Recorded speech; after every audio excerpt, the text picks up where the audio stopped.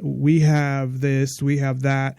I mean, they show up for things, minor things. They need 10 cars. It's crazy. So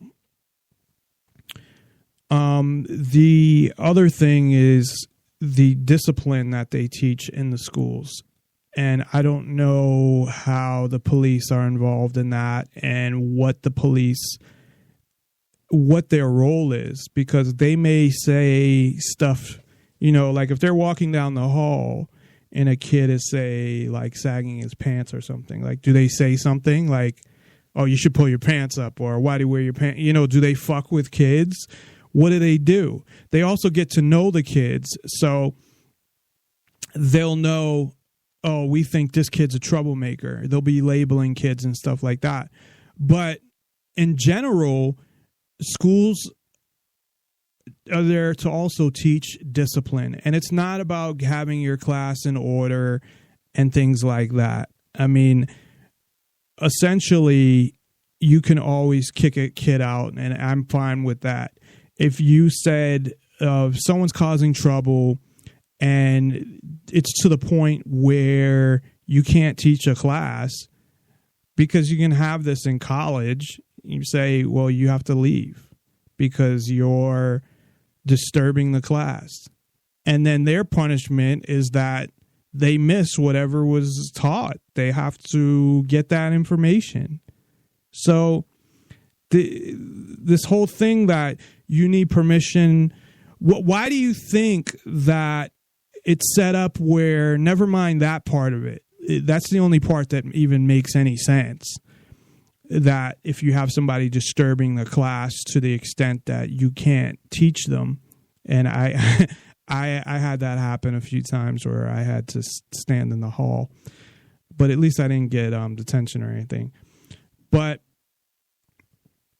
you have that, at least makes some sense, but you have to get permission to go to the bathroom.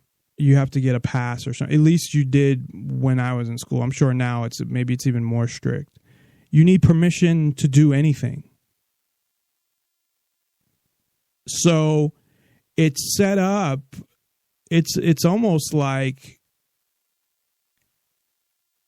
a minimum. Well, I don't want to say it's a minimum security jail but it's similar in some circumstances where you need permission to do anything. And if you're, say, in the hall during classes or something, the teachers are going to come up and ask, for your pass, or I don't know what they do now. Now it's probably electronic, because then you can't forge anything. They probably have GPS. I know they were talking about GPS, not GPS, but RFID stuff, and probably some schools have that already. So you have the school, along with brainwashing, along with tracking all this data in databases, which I'm sure they're going to use to push kids in a certain direction and say, hey, this kid we think should do this. So this is the career we're going to push this kid towards. And this kid should do this. And this is what we need right now. So we're going to push all these kids and make sure that we're going to manage essentially the economy based on, the workers for the economy based on what we see kids being good at, and we're going to push them in those directions and give them that type of training. And you're going to be assigned this, and you're going to be assigned this based on test or analysis or any other trait that they can put into the database. And they'll be getting more sophisticated with the databases where, run the algorithms and run all these things to do an analysis of the kid.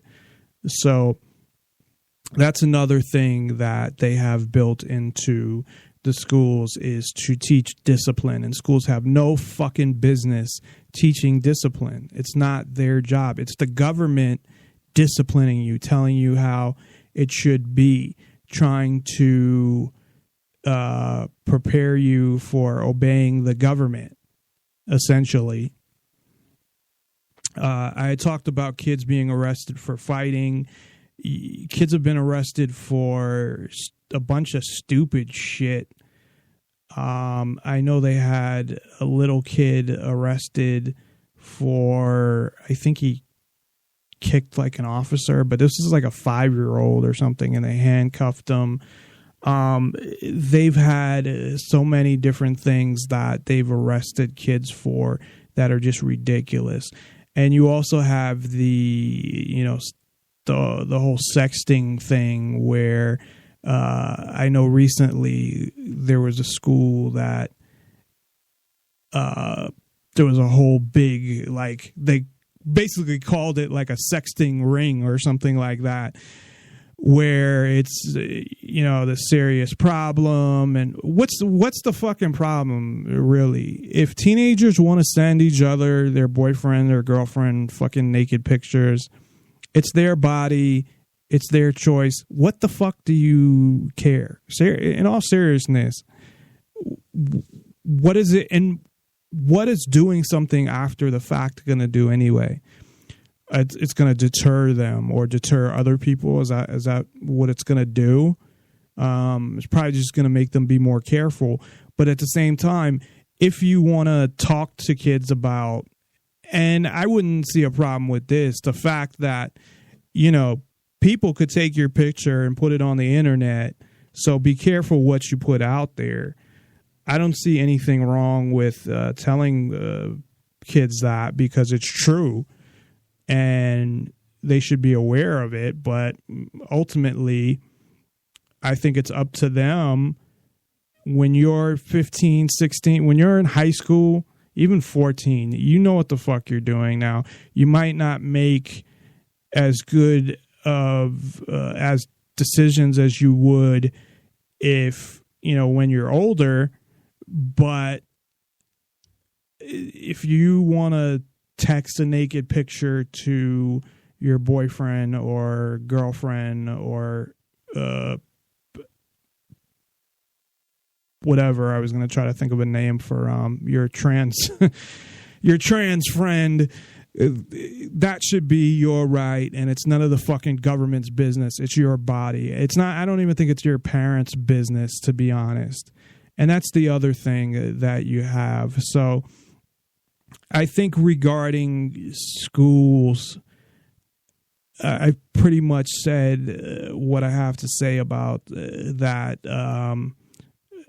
Again, I'm kind of going through this as a summary compared to, a summary of a lot of the shows that we've done on specific topics, but kind of pulling them all together and looking at how the government is out to control your kids and how they basically think that they own them. Now, luckily, kids, a lot of them rebel. And to me, that's a positive thing because they're rebelling against a lot of this stuff. But then what seems to happen is they may rebel at the time, but then when they're older, some of this stuff affects them, and then they end up, like I know kids that, well, my brother's friends that I have known that are cops now. And of course they got into trouble, did a bunch of drugs, stuff like that. And now they're cops.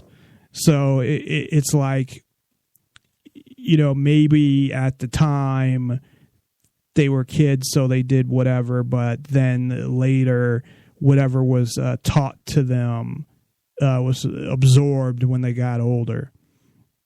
So if you look at public schools, there are, and this is as of 2011 to 2012, 98,000 about, and 30,000 private schools. So that makes over, and then there's post-secondary Title IV institutions. I don't know what that means. So there is about 130,000 schools. And then you have, as far as students, I thought I had that page, but I remember I did look at it. Oh, yeah. In fall of 2015, about 50.1 million students will attend. That's public. And then I don't know what private, but 50 million students. So when you think about, say, not even 1,000 and whatever 30 years killed in school, I don't know what the total number is. It's probably closer to a couple hundred, and 50 million in schools, and 130,000 schools. You know, it kind of puts these statistics more in perspective. But that's pretty much, I guess, all I have for schools for now. They may come up. There's just a couple more things that I wanted to go through. So we'll see how long that takes, and then maybe I'll go to a couple articles that I wanted to go to, and we'll end at 10:30. So you have the parents, and this is where I think a lot of damage is done, of course, as well. Now, the parents, the majority of them grew up the same way. You do have people that rebelled, that I guess just continue to rebel all their life. And I would be one of those people that, for me, for whatever reason, I never took to authority and being told what to do and would question everything. That's just how I always was.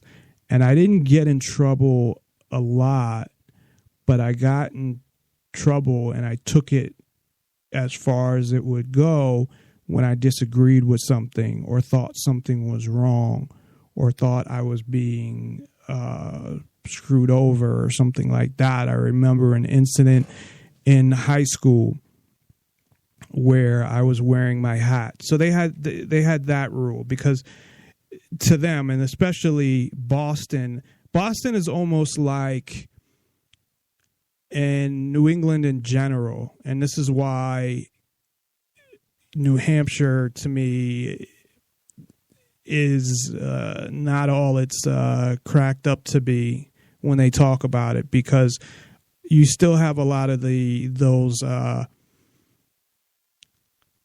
old school kind of people that are in charge. The people that believe in, you can't wear your hat because it's a sign of disrespect. Those type of people that controlled Boston and New England. And so I saw, a lot of that kind of discipline that they believed in, where maybe it's the Catholic thing, the Irish Catholics, or what. I don't know, but it's hard to explain. But I think if you're somebody from there, you know exactly what I mean. But it's hard to actually explain. So for the people in New Hampshire that are activists, I'm sure they know the Judge Burke guy. He's a perfect example from what I saw from videos that I watched. He's an example of one of those kind of